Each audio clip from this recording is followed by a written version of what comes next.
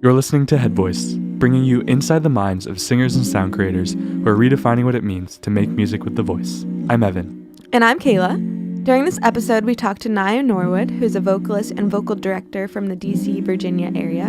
In her earlier years, she went to Duke Ellington, a high school for the performing arts.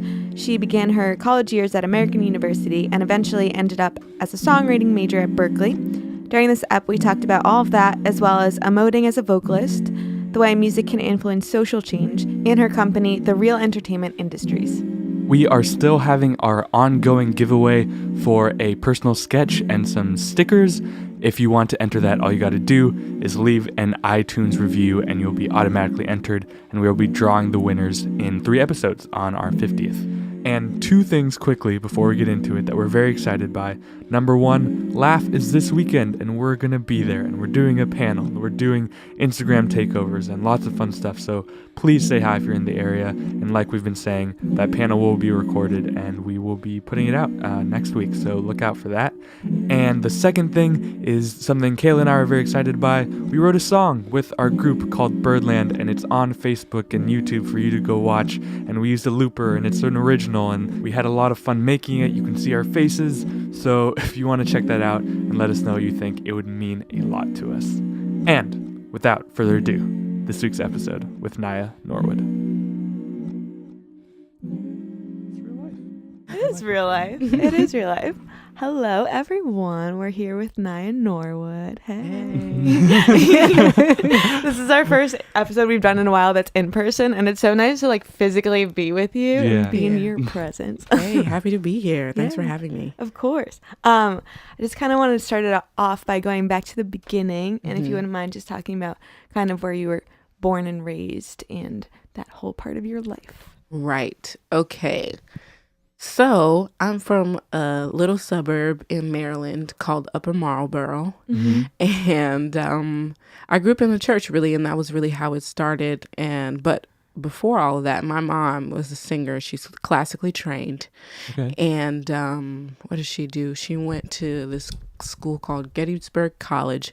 And she was the only African American in her entire vocal program. Wow. Yeah. And my dad sings as well.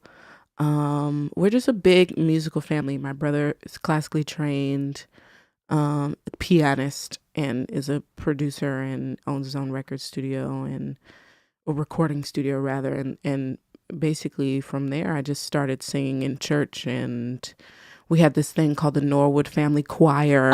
Oh yeah. Fun. Oh yeah. We used to perform at nursing homes at churches and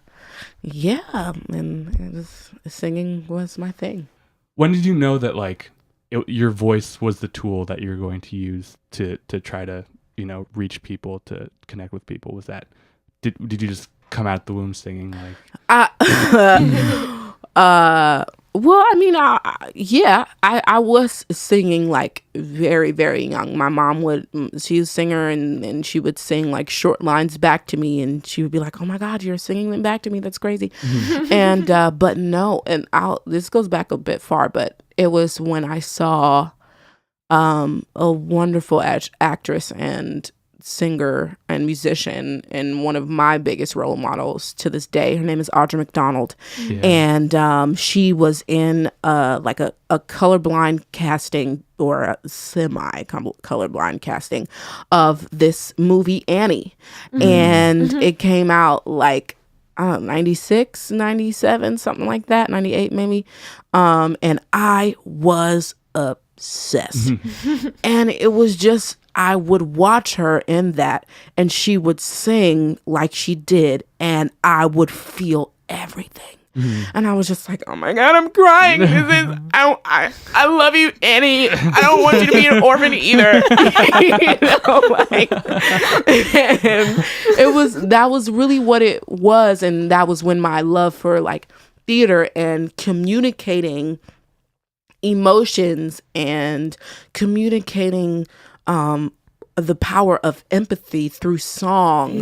That was when I really identified with that.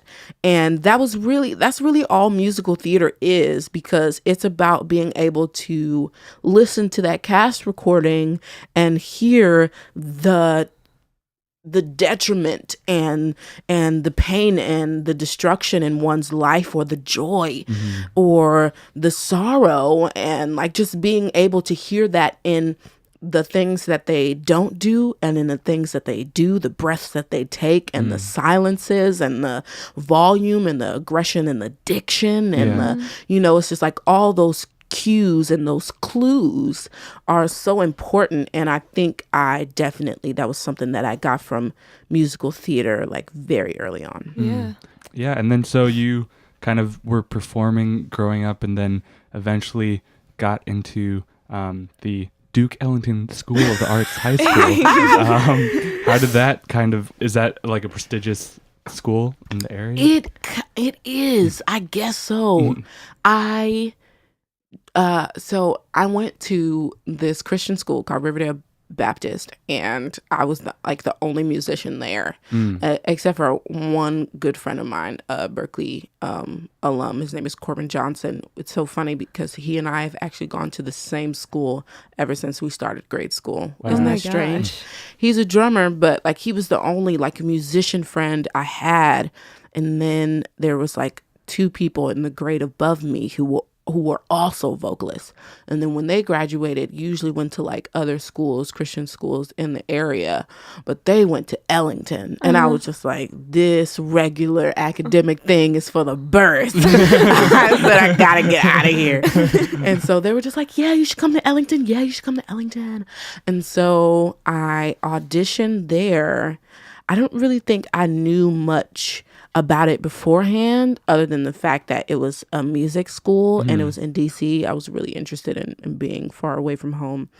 And I auditioned, and it was kind of nerve-wracking. Honestly, I knew I could sing, but I just didn't know like the caliber of talent that they accepted. So I was like nervous at the audition. They don't want you to sing anything poppin', but they want you to sing. They have you sing like the national anthem or something, or like a gospel standard.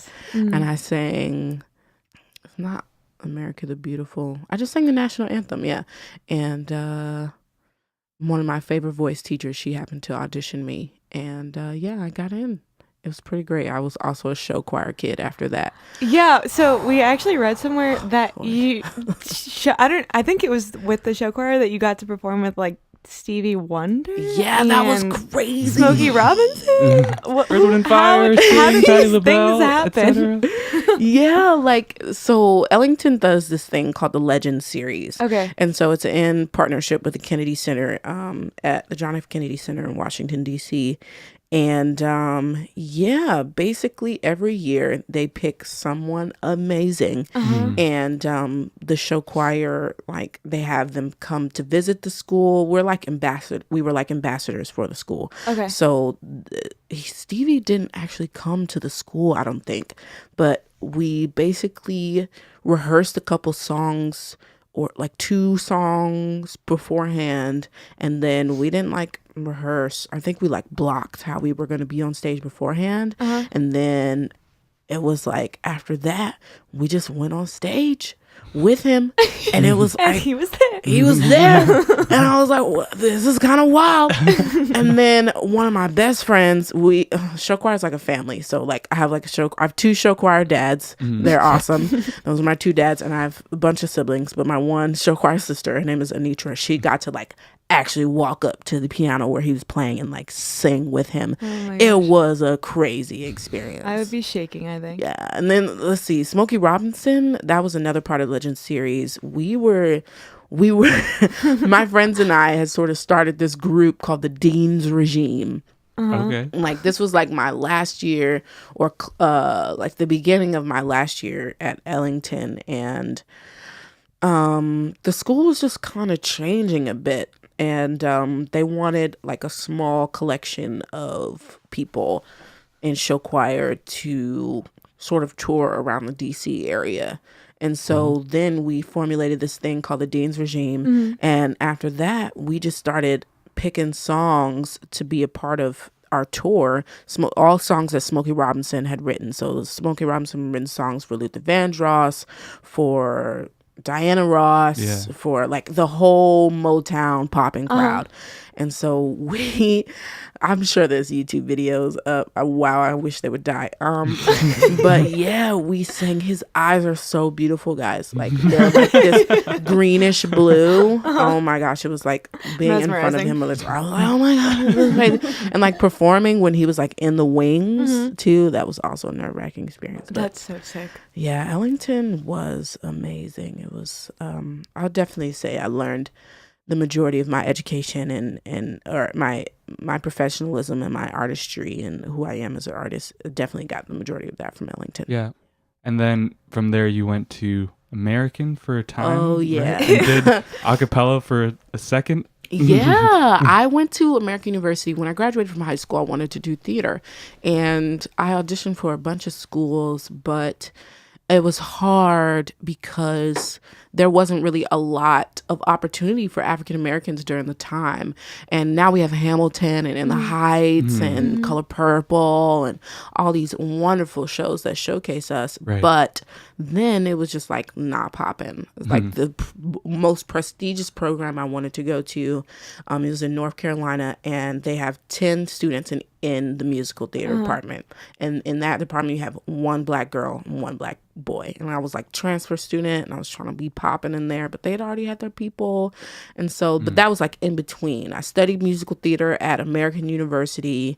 I was one of the three African American people in my class.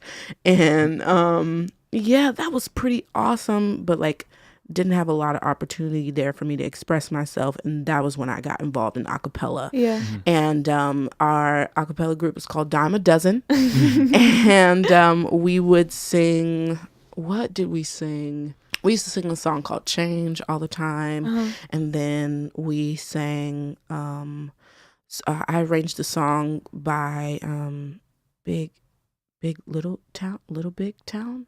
It's a country. Yeah, I love country music. But yeah, I was their musical director for a year, maybe a little more. And yeah, that was when I just got a little antsy because I just didn't feel like I was, utilizing all that I had to offer. So then I was like seeking out other schools to transfer to, went to the school in North Carolina, then I came back to American University, and then that was when I ended up at Berklee. So you were at American, then you went to Elon University of North Carolina. Okay, and then you went back to American for a bit. And like, how was this like figuring out this like musical journey? Like, what was that process like for you before you even got to Berklee? Right, it was like trying to get dressed in the dark. It was a lot like that. It's like, because you know what you want to do, you want to put clothes on. That's the goal. That's the goal, right? It's like, that's the goal. You got to get dressed. But it's just like, you can't see how to get there. You can't see where anything is. Like, you can't, like, you're feeling around. And it's just like, that's wood. That's my dresser. That's not a piece of clothing. I can't put that on. So it's just like, you're looking and feeling out, trying to figure out things that work for you and that work for your spirit. And that make you feel like you found your purpose and that your gifts are being utilized. Right. And so it was just hard for me because I am a director. I don't necessarily, it's not that I like being in charge. It's just the fact that I feel at home when I am in a leadership position of some sort. And that was hard at American University because there just wasn't a world for me to stretch my wings in that way. It was like either you do I don't even know. You either do contemporary theater or you do classical theater, Shakespeare, and that's the same with music. And it's like wasn't even like well-rounded. Either you did classical music or you did musical theater, which was cool, but I just couldn't stretch my wings there because it was just so much of a hierarchy involved and you could only go so far. And so it was just a lot of the time I just felt very out of place. Yeah. And it just took a lot of time for me to figure out that maybe I should try to go somewhere else that could, I was describing this the other day in a writing assignment for, and I was saying that I liked Berklee because the environment was malleable and I could like form it and shape it into whatever I needed it to be so that I could prosper on my own, you know? Yeah. Speaking of that, like when was like the moment, or what was your mindset like when you were like, that's where I want to be? And like, how did you see yourself? Well, it goes back to Berklee, honestly. Berklee, wow. Goes back to Ellington, honestly. Because my best friend, Corbin, who I was telling you about, the drummer, we've been in school. We started school in the first grade and have gone to school. We've been to Berklee. We went to high school together, all of it. And he was the only person really in my life who knew that Berklee was the right place for me. And I was just like, no, they make Beyoncés. I don't want to be Beyonce. I just want to be me, you know? And like, yeah, I guess it was because, you know, there was a financial burden aspect to it as well. Right. And I think I knew for a while, at least for like 2.5 months, maybe 3, that I didn't want to go to American University anymore. And I was thinking about going to the University of Maryland or like schools out in Virginia maybe, but like none of them were like hardcore music schools. And I was looking at Pace, I was looking at Carnegie Mellon and all these schools in NYU, and I was like, that's impossible. So like I was just trying to figure out like where I could go, and I didn't really bring it up that much to my mom, but it was when she was just like, well, yeah, I want you to be happy, so let's do that. And that was when I was just like, because if she said no, I don't think that was the right thing, I would have been like, yeah, you're right. But no, she was like, yeah, I want you to be happy, I want you to go where you want to go and where you feel like you can thrive. And so when I found out that she would be okay with it, that's when I was just like, well, sounds very supportive. Yeah, she is. My mom's the best. And so you had like gone into thinking about Berklee as like, I don't want to be a Beyonce, and then you end up vocal directing the Berklee Beyonce band. And then so like where along the road did you kind of, because you still minor in drama? Is that no, right? I unfortunately had to drop that simply for financial reasons. But so I guess so you kind of really transitioned from the theater classical thing to, you know, songwriting and professional music. Like when did that? My first 2 years. Well, my first semester, I didn't really want to give up on the theater dream. And so I attempted to combine High School Musical 1, 2, and 3. Oh, yeah. My best friend at the time was currently still my best friend. But my best friend, he went to BOCO, Boston Conservatory, and he was a musical theater major at the time. And I was just like, do you want to work with me, be my choreographer, be my stage director, all of that, and we'll put this together and be great. And he was just like, of course. So we combined all 3 scripts. I found them online. We held auditions. We started rehearsals. It was popping. And then like we just didn't have a space to put it up. So it just kind of fell apart, which made me really, really sad, and was just like my first big experience with like artistic failure. And I was just like, that sucks. And so I sort of had to recalibrate my goals at Berklee. And so that was sort of when I just decided to pursue commercial music and R&B classes, ensembles, and try to get in with all the people who were popular names who are currently at Berklee, who could, you know, maybe help me get anywhere close to where I wanted to be. And I just sort of let it go for a time. I let the theater thing go for a time, and I declared my emphasis in songwriting. That's what I did. And that was really what took up the majority of my brain power, because I felt like that was a skill that I didn't have before getting into Berklee. And I took all those classes.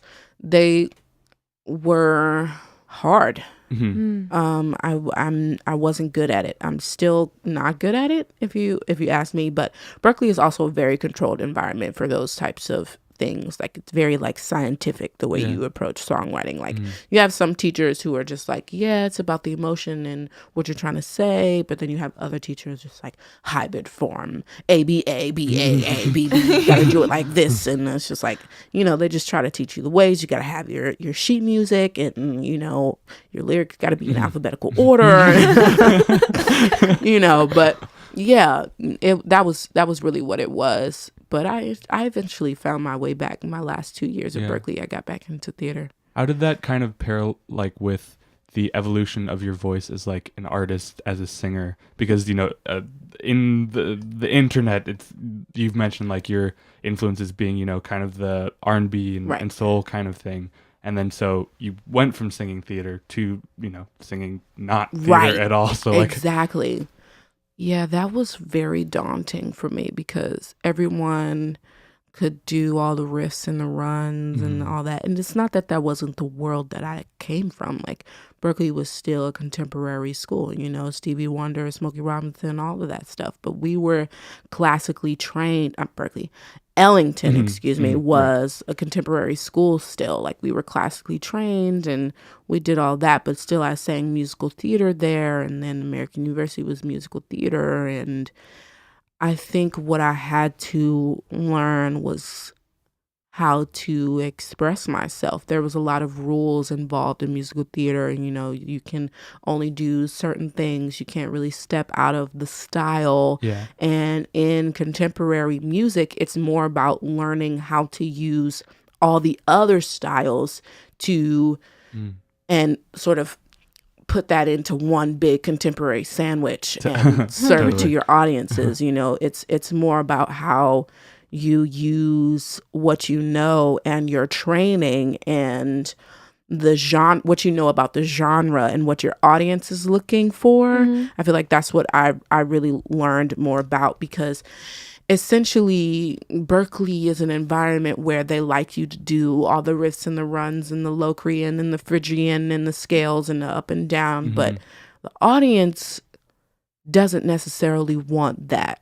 Like, your Berklee audience does, but your outside of Berklee audience doesn't necessarily want that. They want emotion. They want to understand the lyrics to your song. They want to know what you're trying to say and who you're trying to say it to. Totally. And more I find in the world outside of Berklee that less is more, but inside the Berklee world, what I had to learn and really adapt to was the fact that more was more. Yeah.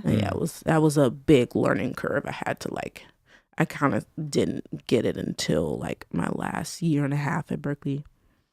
Earlier you kind of mentioned too how you had to step into this new world where it was meeting new people and like connecting with people who might be helpful to you. And I also feel like when I see a lot of Berklee videos, it's students collaborating with each other and just building musical things off of each other. So how was that helpful for you from like a songwriting perspective, having all these like creative minds around you to help yourself? Absolutely, 100%. I will say first and foremost, I am a collaborator. Like, and that stems all the way back to Ellington. Like, because being a Beyonce thing, that statement comes from the fact that I just didn't feel comfortable being on stage alone. So my instinct it was always and is always to collaborate. I've become more independent now, but I still enjoy the process of working with other people, and I think that in all of my creative projects, you're only as powerful as the team that you have beside you. And I think I learned a lot about the power of collaboration when I wrote my song Black Girl Magic. And that was a project that I started after the death of Philando Castile, with that poor child in the back. And I was just like, this is the wildest thing like that I've ever seen in my 24 years of living, 23 at the time. And I was just like, I couldn't exactly wrap my brain around it. And I didn't know exactly how to communicate how I felt about it. And I was just thinking, sitting there on my bed, like, that video was on Facebook. Like, Yeah. I was like, this is kind of crazy. And I was just like, I need to do something. I need to produce something that counteracts this evil, that counteracts this violence and this awful thing that has just happened. And I also knew that I couldn't do it by myself. And I said I wanted to write a song that empowers Black women. And I knew that I wanted to name the song Black Girl Magic because that was a popular hashtag that was going around at the time, and it's still going around. That was when I contacted my good friend Nico Yalasi, who is currently living his lavish musical life in LA right now. And I told him that I wanted to write a song that was like an up-tempo contemporary Whitney Houston ballad. And so him being the genius that he was, he sent me a recording of him playing keys of what the structure was gonna be, and then he sent it back to me. I made a couple tweaks, sent it back to him so he could make those tweaks, and then I wrote the lyrics and the melody, and then boom, so I think in my journey as an artist in my life, collaboration is key, especially like theater. Like, you can't do any type of theater project on your own. So I love collaborating with people. Yeah, and it turned out really well, and I'll probably intersperse it in here for people to listen to.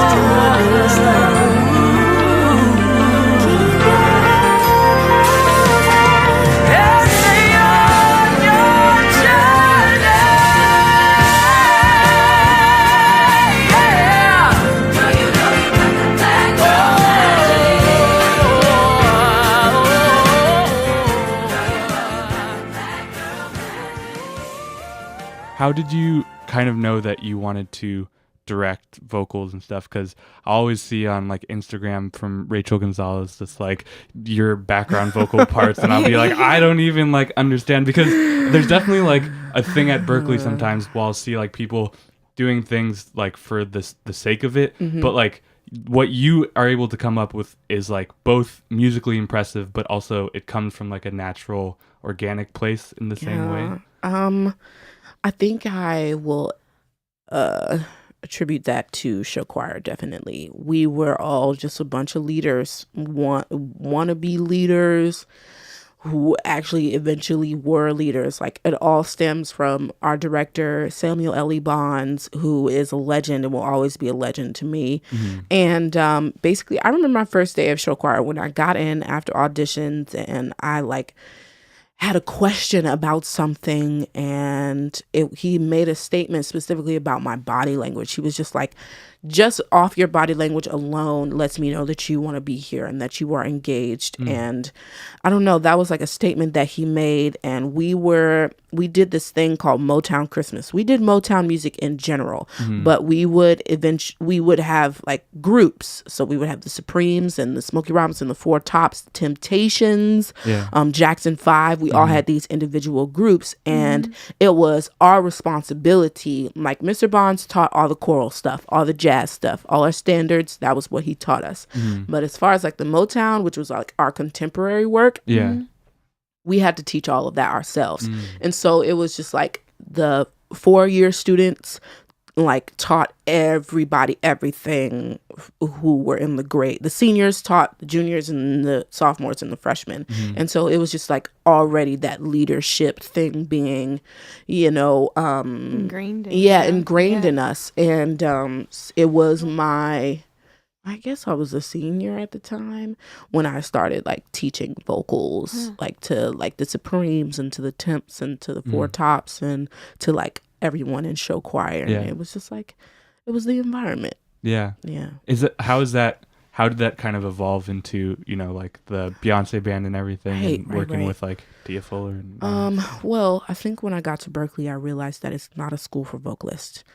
It's just not it. And the curriculum isn't shaped to help any type of vocalist. Like you have to play an instrument, which I mean, I have an instrument. It's just not something that I actually physically play with my hands, you know, but they don't acknowledge it like that. Like you're like for real a musician if you play an instrument. Like you're not really a musician if you just sing at Berklee. And so they don't hold vocalists to a high standard there. And that was not the world that I came from. Yeah. Like Ellington was the real deal.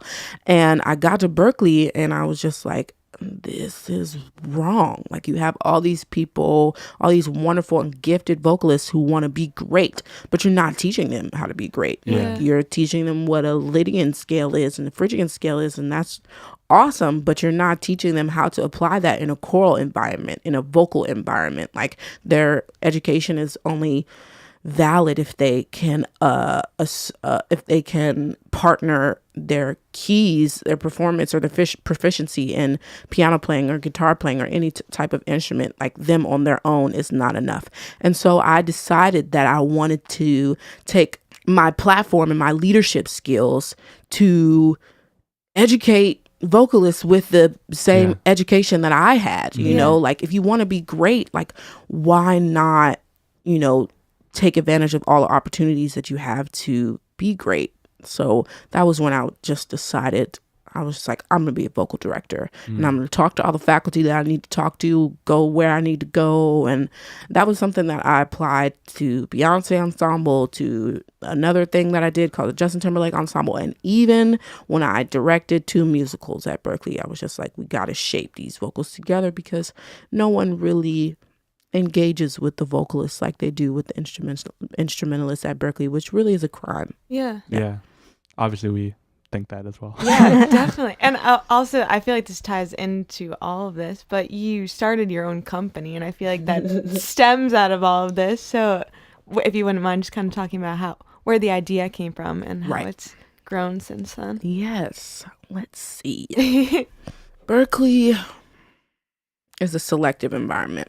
Like you can go to Berklee, but there's like, you have your token vocalist, you have your token keys player. There may be more than 1, 2 if you're lucky, token bass player, token drummer, token guitar. And there's just only opportunity for those token people. And that really rubbed me the wrong way. And I was just like, there needs to be opportunity for everybody. Like the world is a big place. Yeah. There's enough opportunity out here for everyone. And I realized that a lot of the success that people find in the industry, in the real world, is just based upon people that you know and the networking that you do. And, you know, showing up to this performance and being here at this moment so people can see you and see your face and realize your gift, you know. So I decided to create Real Entertainment Industries to provide opportunities for young artists in the Boston area and really all along the East Coast, because it really is about who you know, and it's about providing opportunity for people to shine.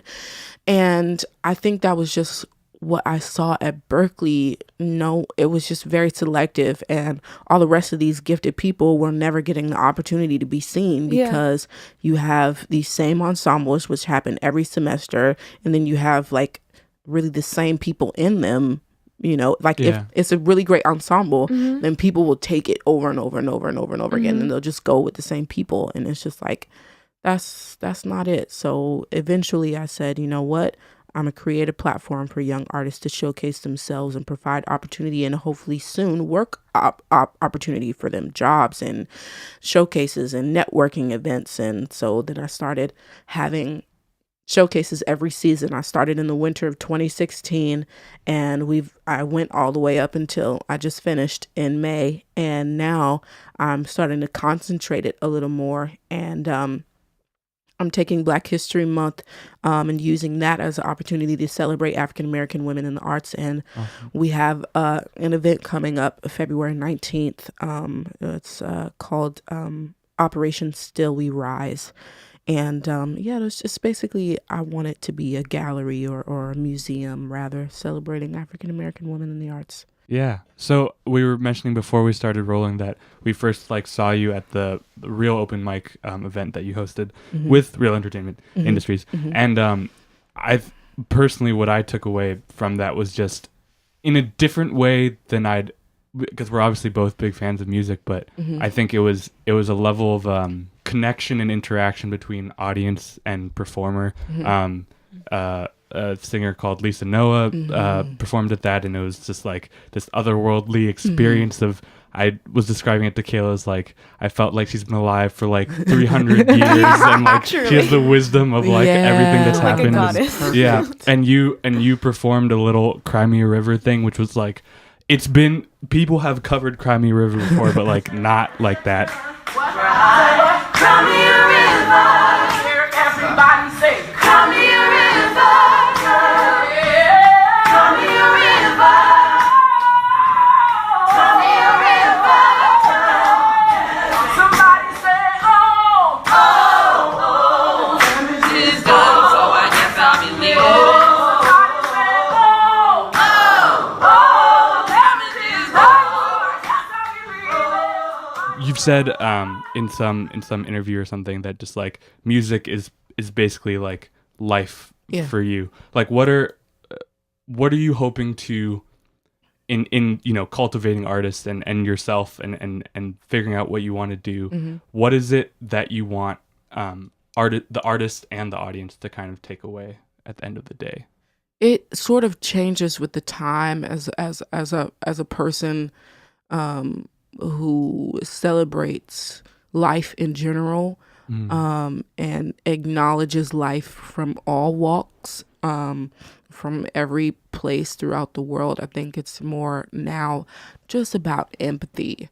I want people through music to understand that everyone's struggle, everyone's journey is valid. Yeah. And, music is a universal language, and why not use that as a tool to empathize or to bring about empathy in your community for someone who is different than you, from someone who has more than you, but still you don't know their whole story, as opposed to someone who has less than you, but chooses to have less.